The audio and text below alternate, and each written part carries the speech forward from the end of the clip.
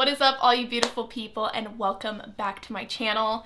In today's video, we will be discussing the extremely strange disappearance of Leah Roberts. I'm really interested to hear what you guys think of this because it is absolutely bizarre. Before we get into that, I hope you will subscribe to my channel if you haven't already, and give this video a thumbs up because it is a free way to help the missing out. Also, if you are new here, hello, my name is Brittany. My sister, Jessie Grace Moore, went missing from Wenatchee, Washington on June 20th of 2016. It has been almost 4.5 years since her disappearance, and her case still remains open to this day.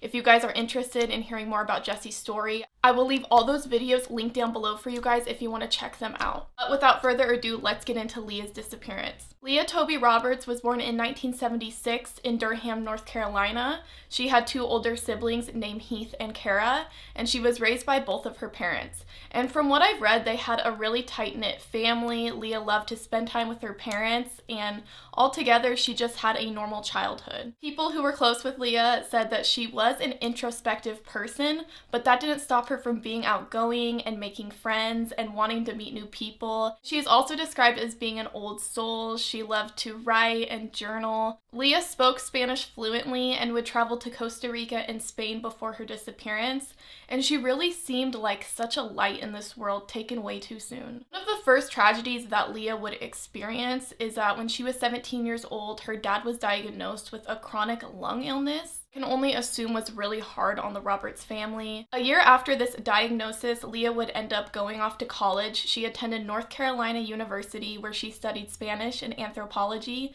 So clearly she was a very bright young lady and whose future looked promising. Unfortunately, when Leah was only a sophomore in college, her mother unexpectedly died from heart disease. After Leah's mom passed away, she took some time off to mourn her mother, but she did end up going back to NCU that fall for the fall semester. Unfortunately, tragedy struck once more when she got into a car accident after a truck pulled out in front of her and she didn't have time to stop. Luckily, Leah survived this collision, but she was in pretty bad shape. She had punctured one of her lungs and her right femur was shattered. This injury required a metal rod to be placed in her leg to make sure her femur healed properly. I feel as if a lot of people would go into a negative state of mind after going through tragedy after tragedy, but not Leah.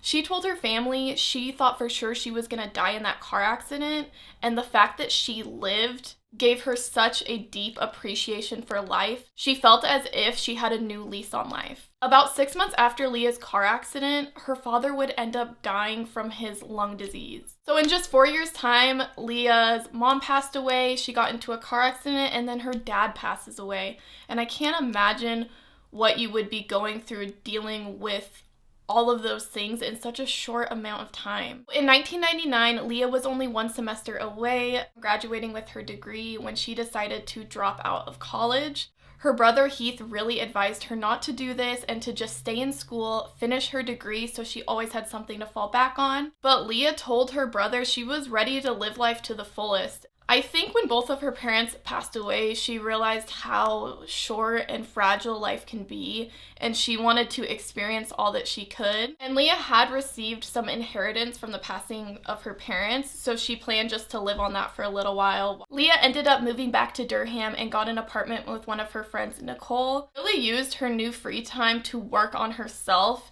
and focus on self-improvement. And what I mean by that is she would write poetry, she would journal for hours, often in a coffee shop. She used this time to meet new people and try to build new relationships. Leah was also taking guitar lessons and trying her hand at photography. I think she was just handling the passing of her parents in her own way, and she used this time for introspection. And I think she was just looking for some healing. On March 9th, 2000, Leah talked with her sister Kara on the phone. Kara said this was a normal conversation that they had. Nothing seemed out of the ordinary. And they even made plans to hang out in the near future. A couple hours after this conversation, Leah's roommate Nicole asked her if she would want to go babysit with her the next day on March 10th, to which Leah agreed. That night, however, Nicole noticed that Leah and her 1993 white Jeep Cherokee were missing. At the time, she didn't think anything of this because Leah was unemployed and wasn't attending school, so she kind of came and went as she pleased and almost had a sporadic schedule. When Leah didn't show up on March 10th to go babysit with Nicole, she found this really odd, so she went ahead and gave Kara, Leah's sister, a phone call just to say she hadn't seen her. I don't think anyone was too stressed out by this point, but by March 13th, Kara became increasingly concerned and decided to report Leah as a missing person to Durham police. The next day, on March 14th, Nicole and Kara decided to go through Leah's room to see if they could find any clue on where she might have gone. Leah had recently got a kitten and named her Bee, and to their surprise, the cat was gone, the cat carrier, some litter, some of Leah's clothes. The most interesting thing they found in Leah's room, though, was a note she had written that said, "I'm not suicidal, I'm the opposite." Leah had also drawn a doodle of the Cheshire Cat, and if you remember from Alice in Wonderland, the Cheshire Cat would often disappear. And if you're not familiar, the Cheshire Cat is a character in Alice in Wonderland that would often disappear and reappear in the movie, which I thought was interesting. Also, in this cryptic note, Leah had referenced Jack Kerouac, and if you're not familiar with who he is, he's an author that came out of the Beat generation, and his first most popular book is called On the Road, and that book is about his travels across the US. It's pretty good. It's kind of one of those hipster books that you feel like you should like, but you don't actually like. You know the type. But what was interesting was Leah referenced the Dharma Bums, which is the sequel to On the Road. In the Dharma Bums, Kerouac tells about his time as a fire lookout at Desolation Peak here in Washington State. Desolation Peak is located in the North Cascade mountain range, and who would not want to visit this lookout spot? It is absolutely gorgeous. I live pretty close to this hike, which is interesting. But something about the Pacific Northwest was calling to Leah, as it does to many people. And apparently after Leah went missing, she had talked to her newfound friends about the Dharma Bums and how she was so intrigued by Kerouac's travels to the Pacific Northwest. Also wrapped in the note, Leah had left enough cash to cover 1 month of rent and 1 month worth of utilities. They figured that Leah had left on a spontaneous trip but planned on returning. Kara got to thinking and remembered she still held power of attorney over Leah. Because when Leah went to Costa Rica, she had to have someone be power of attorney, and Kara took that place since her parents had passed away. Kara was able to check Leah's bank account and discovered Leah had withdrew about $3,000 from her checking account. Kara then discovered that Leah had booked a hotel room near Memphis, Tennessee with her debit card. Kara followed Leah's bank statements all across the country until Leah eventually landed in Brooks, Oregon on March 13th. Obviously, this led Kara to believe that Leah was headed to Washington State. March 18th, 2000 was Kara's 26th birthday, and she was expecting at least a phone call from Leah, but what she got instead was absolutely heartbreaking. She checked her mailbox to find that she had a letter from Whatcom County Sheriffs office in Bellingham, Washington. Leah's Jeep Cherokee had been discovered by joggers in a rural area. Leah's Jeep was found in the woods at the bottom of a ravine alongside Canyon Creek Road off of the Mount Baker Highway, and this road is generally used for logging trucks and local people. Now, the joggers who found Leah's Jeep said that they were jogging along the road when they saw some clothes wrapped up in branches and just laying on the side of the road. They decided to make their way down the ravine and found Leah's Jeep in pretty bad condition. They called police, and then police were able to match the license plate to Leah's missing person report. Leah was nowhere to be found in or around the vehicle, but what police found at the crash site was perplexing. Pretty much all of Leah's personal belongings were in the Jeep, including her passport, checkbook, credit card, debit card, driver's license, clothing, guitar, and other personal items, and they were just tossed around in the Jeep and on the ground in the surrounding area. $2,500 in cash was found in one of the pockets of her jeans. Bee's cat food and cat carrier were also found in the Jeep, but unfortunately the kitty was nowhere to be found either. A ticket stub to American Beauty was found in the Jeep, and it was dated for March 13th, but we will get back to the ticket stub in a minute. Also, Leah's mother's engagement ring was found under one of the floor mats. Heath, Kara, and Nicole say that this is a huge red flag that something happened to Leah.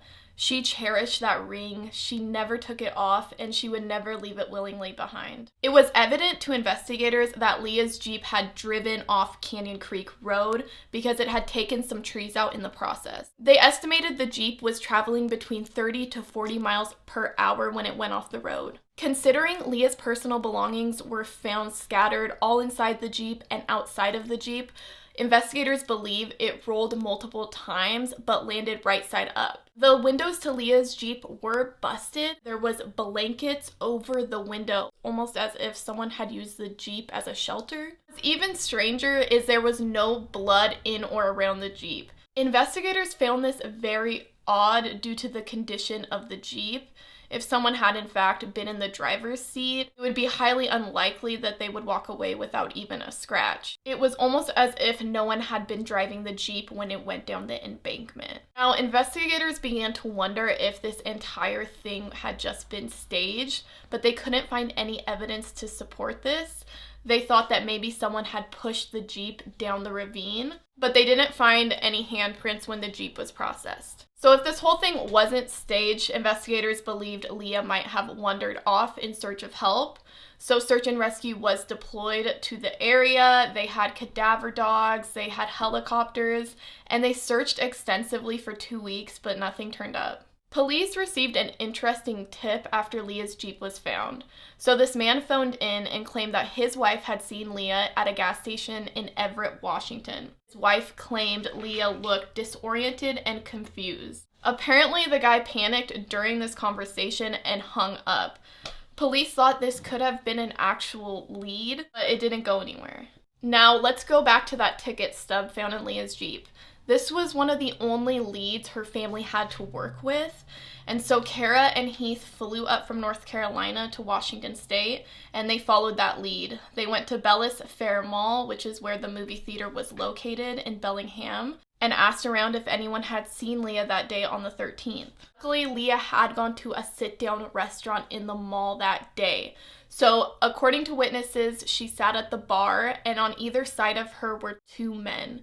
Police were able to get a hold of the first man, and he said he enjoyed talking to Leah. They had some good conversation, they made small talk, and she told him about Jack Kerouac and how she was on a journey herself of self-discovery in the Pacific Northwest. And this man claimed Leah had left the restaurant alone. When police spoke to the second man sitting next to Leah, he said much of the same thing as the first man, but he also claimed that he saw Leah leave with a man she called Barry. This man gave a very detailed description of Barry, and police were able to have a composite sketch made up from this man's description. However, no one else in the restaurant saw Leah leave with anybody. Everyone else claimed she had simply left alone. Police obviously found this very suspicious, and the man who claimed she left with Barry became a person of interest, but they didn't have enough evidence to question him further. No leads came from that composite sketch though, and Leah's case went cold. In 2006, Leah's case was handed over to 2 new detectives, and they decided to go over everything once more to see if anything was missed 7 years prior. They realized the engine to Leah's Jeep had not been processed because you had to actually pry the hood of the Jeep open, and what they found under the hood was shocking. A wire to Leah's starter relay had been intentionally cut. This means that the Jeep could have accelerated without anyone pushing down on the gas. And that's why they didn't find any handprints on the back of the Jeep, which more than likely means the scene was staged and investigators were right. Fingerprints were found under the hood of the Jeep as well. Also, male DNA was found on some of Leah's clothing. Right away, police suspected that sketchy-ass dude from the restaurant claiming she had left with Barry. And come to find out, this man was a mechanic and would have known what wire to cut under Leah's hood. It took investigators 2 years to track this man down because he had moved to Canada, but it turned out his fingerprints did not match those found underneath the hood, and it has never been released if he was a match for the DNA found on Leah's clothing. Now let's get into some theories on what happened to Leah. So if we were to run with the theory that she had been in the Jeep when it wrecked, either she was disoriented after the accident, maybe suffered some head trauma, wandered off into the woods, either got lost or was picked up by someone who meant her harm. This theory does not make a ton of sense because they have taken metal detectors over that entire area. Because remember, Leah had had that surgery and she had the metal rod in her leg, so the metal detector would pick that up. Maybe she had camped out in the Jeep for a night or two, and that is why the blankets were over the window, and then left to go and get help. But this one doesn't make a ton of sense because why would she leave all of her stuff in her Jeep, including $2,500? Another theory, and the one that I personally believe, is that Leah was killed or abducted before the accident, and the car wreck was completely staged as a cover-up. Investigators believe something could have happened to Leah on March 13th, and that is why she had spent little money in that 5-day period. I think the accident being staged makes the most sense because